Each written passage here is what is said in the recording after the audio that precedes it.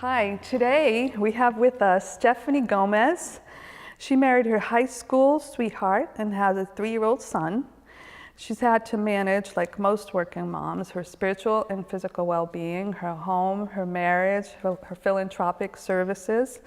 And what's unique about this woman is that during the time that she's doing all this, she has decided to start her own business. She transitioned from being a full-time commercial loan officer to being an entrepreneur. And she's launching a product that's going to change the quality of millions of lives.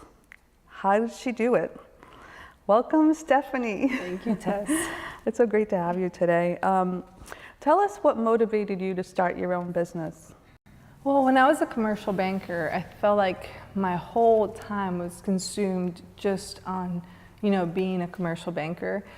Breakfast, networking events, lunch, then I had my dinners, and that made it really hard for me to have balance with my family. And at that time, I had a 1-year-old or 2-year-old. So you were using your breakfast, lunch, and dinners for work as well? Yes.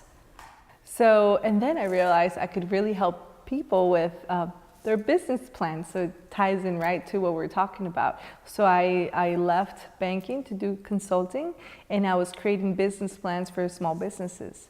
Okay, so you left the commercial loan officing job and you thought, I'm going to start my business consulting. Yes. How did you get that going? What did you do to actually get that going? Well, I'll be honest, a lot of it had to be like, I had the idea, but I was too scared. And I was at the time where I was growing more spiritually, so I felt like I was trying to be more in tune with the Holy Spirit guiding me. Mm-hmm. And I just had signs after signs of what I needed to do. Mm-hmm. What was great is that after I left to start that, and I took a leap of faith, I had a few clients that wanted to support me. Mm-hmm. A few months later, the bank actually cut that position where I was at nationwide. So after you left, they cut that position nationwide. Yes. So you would have lost probably. I would have had to be in a different position, but who knows what would have happened, right? Right. So I felt like, by allowing the Holy Spirit to guide me, at least in that leap of faith, it was at the end for the better because of the change that was coming. Yeah. And you told me when you started one of the things you did that really helped you was making a plan for your business. Can you just talk a little about that? Because I'm sure there are many people who like to do it, but what was that about? So and in everything in life, just like Benjamin Franklin said, if you fail to prepare, you're preparing to fail. So in essence, even though maybe a lot of people may not fully write them down in paper like I would do with my clients and for myself, at least just going through just what you're going to do and at least mentally prepare and plan. It's better to put it in paper because I think there's a power when you write it in paper. Mm-hmm. But so you were writing down maybe a financial plan, mm-hmm. a mission, like what's in a business plan? Well, then you start with why are you in business? The motivation behind it, your mission, your values, then about who are your clients, who are you targeting, what are your services, mm-hmm. and then do a projections. Is this realistic? Can I then replace my salary with doing what I was planning to do? So what does that look like income-wise? What does that look like expenses? What do I have to pay? In my case, I have to pay for a lot of resources to give me statistics, whether those are industry statistics, demographics, whatever I'm working, because all my clients were from all different kinds of industries. So you did this for yourself and you were doing this with your clients? Correct. That's really great. And then you met a gentleman. Yes, I met Eric. Tell us about that. Mm-hmm. So when we met, I thought I could help him with his business plan. And when we met for lunch, he's like, look, I've carried this as far as I can. I feel like maybe you can help me actually launch this company. So that's what we did. We rolled our sleeves up together and we redesigned his idea because he had a utility patent. So we just redesigned the idea. Then I felt like God put the right people in my path and we had the product tested, designed, found a manufacturer. That also takes a lot of planning along the way of, okay, where are we going and what do we need to do to get there? So now you're helping him and you decided you're going to work with him. How are you prioritizing with not only your business now, but your family life, all these other things we mentioned in the beginning? Sure. Well, you know, I think there, in my point of view, there is a little bit of a misconception when people say you have to find your life balance, you know, the life balance.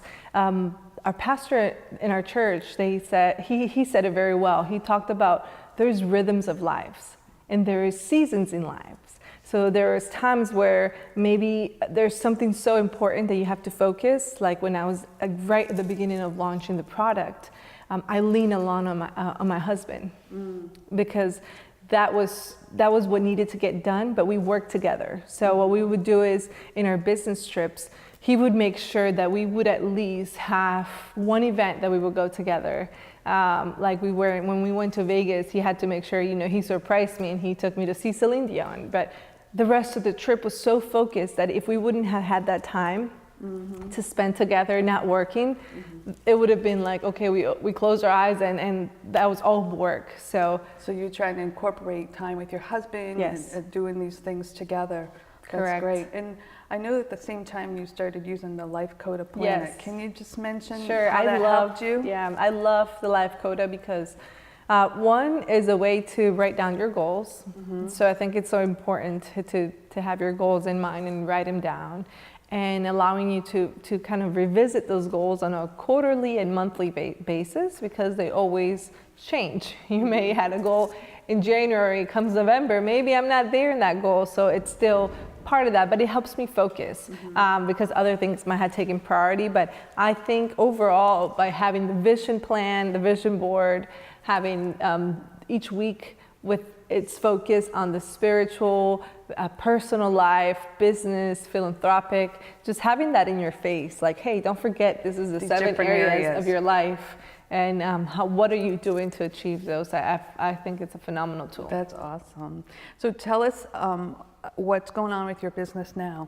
Great. So, I mean, I spent more than a year and a half sort of working nights. So I would work my consulting business in the morning, work the other business at night. So our business is called Stabilized Steps.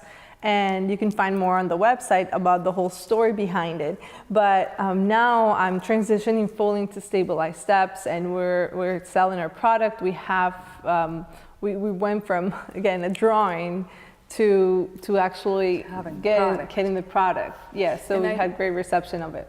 That's awesome. I know you went to 2 events and you won a couple of awards. Yes. Can you just briefly tell us about that? So in October, we went to a medical trade show, and it was our first trade show, and we won 2 awards. We won a second or silver place for the People's Choice Award. So everybody voted for different products, new products, and us was voted silver. So that was a huge validation of all the effort that we had put in the last year and a half. And then we also had 3rd place in the Retail Innovation Awards. So those means that are great products for retail. Congratulations. Thank you. That's so awesome. You must have been so happy.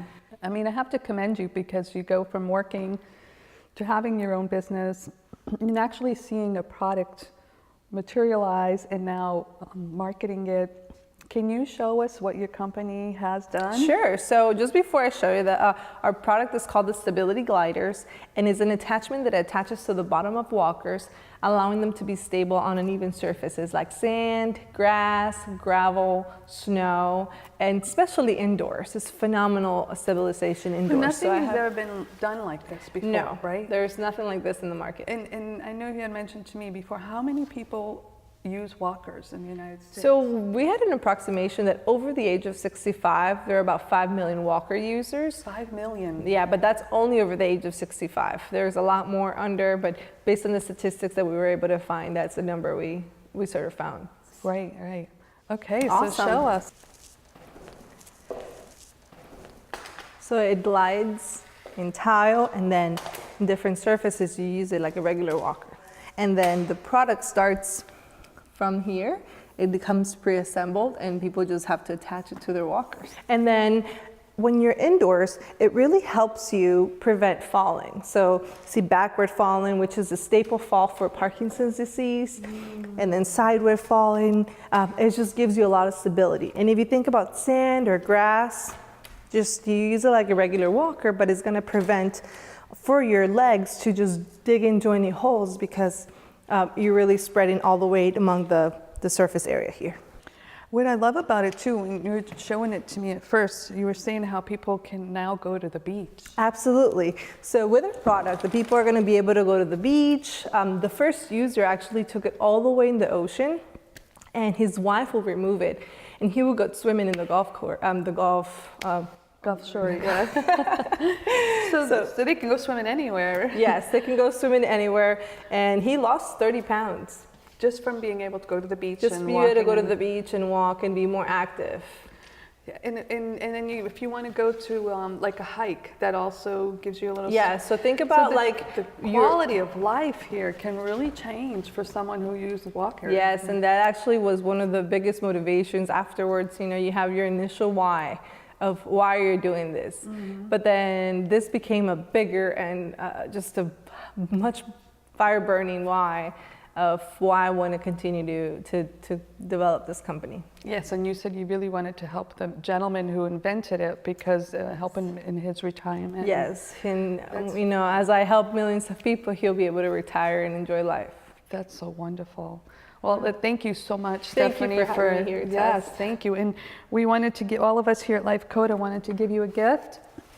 So is that the good? Oh my God, I'm so excited. The new annual LIFECODA. Oh, Nobody really knows this, but you know, you did help add it. And you were the first one, or maybe not the second client that said you should make this public. So yes, anyway, you get a copy. Thank you so much. And also European Nail and Spa.